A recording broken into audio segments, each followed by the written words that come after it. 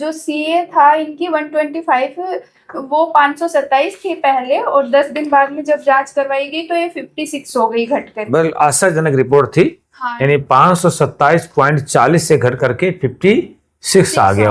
CA 125 serum जो है इतना घट के आ गया। इससे पूरे की पूरी संभावनाएं ये हो गई कि अब जिस खतरनाक बीमारी की ओर जा रही थी, संभावना हो रही थी, उससे मुक्त हो गए। मैं आचार्य डॉक्टर मदन गोपाल वाजपेयी, आयुषग्राम चित्रकूट से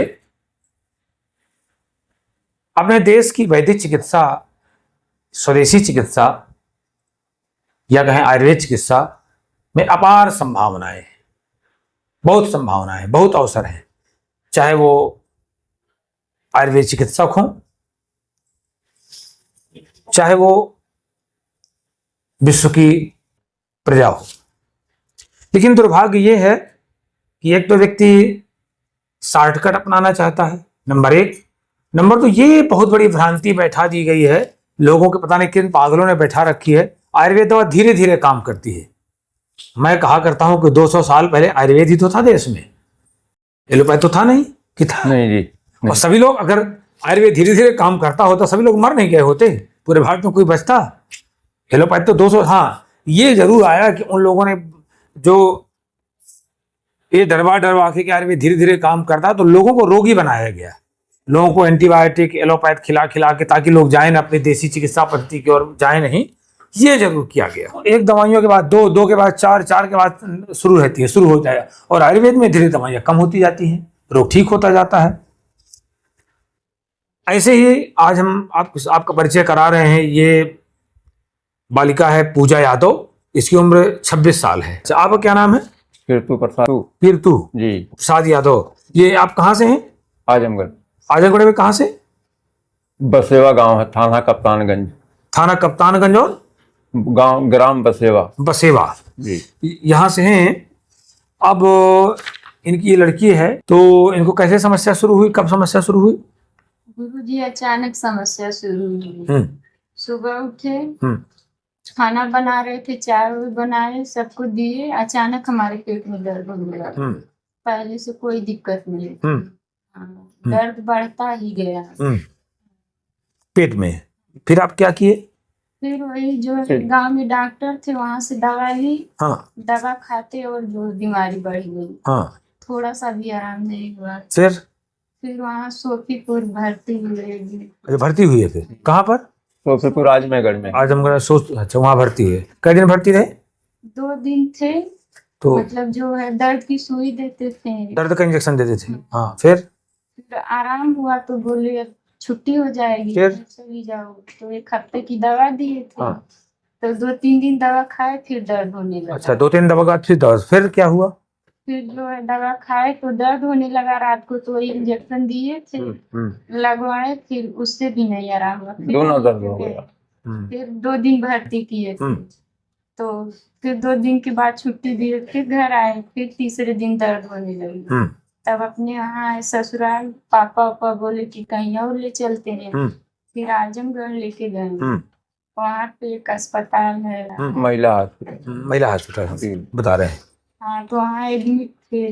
वहीं पे वो दिक्कत जो वहाँ पे थी, वहाँ पे और दोनों अस्पताल में एक ही दिक्कत थी। फिर पापा वहाँ भी इंजेक्शन बोतल चढ़ाते रहे होंगे। पूरा हाथ इतना कमजोर, पहले बहुत मोट थे, 1 महीने में इतना पतला हो गए। तो आप तो गए वहाँ? तो क्या करें? आप तो गए, कोई बुलाने थोड़ी आया था आपको? बुलाने गए थे आपको? बनारस में BHU है, मैंने बड़े अच्छे आयुर्वेदिक हॉस्पिटल हैं, संपूर्णानंद है, वहां पर भी अच्छे नए लड़के डॉक्टर बन के आए हैं आयुर्वेद में। उनके यहाँ आपको जाना चाहिए, दिखाना चाहिए। हमारे 2-3 शिष्य वहाँ काम कर रहे हैं बनारस में। तो फिर क्या हुआ? फिर वहाँ बनारस गए, वहाँ से दवा लिए। वहाँ 5-6 दिन में। अच्छा, 5-6 दिन वहाँ बनारस किस अस्पताल में? दीर्घायु। हाँ, वहाँ पे एडमिट थे। तो वहाँ से 1 महीने की दवा लिए, तो आए घर, आराम था वहाँ की दवा से। कभी कभी हल्का वहाँ डॉक्टर ने दीर्घायु में क्या बताया था आपको? कि पेट में गांठ बताए थे। पेट में गांठ हो गई है। एक ही बीमारी सब लोग। और क्या करना पड़ेगा? ऑपरेशन करने के लिए। ऑपरेशन करना पड़े। दवा दे रहे हैं, हाँ। अगर आराम हो जाएगा हाँ हाँ हाँ। तो ठीक हो, नहीं आराम हो फिर आप फिर यहाँ का पता कैसे चला? वो दिलीप डॉक्टर थे उसमें ना, एक हमारे दिलीप यादव डॉक्टर दिलीप यादव जी। कहाँ पर है ये?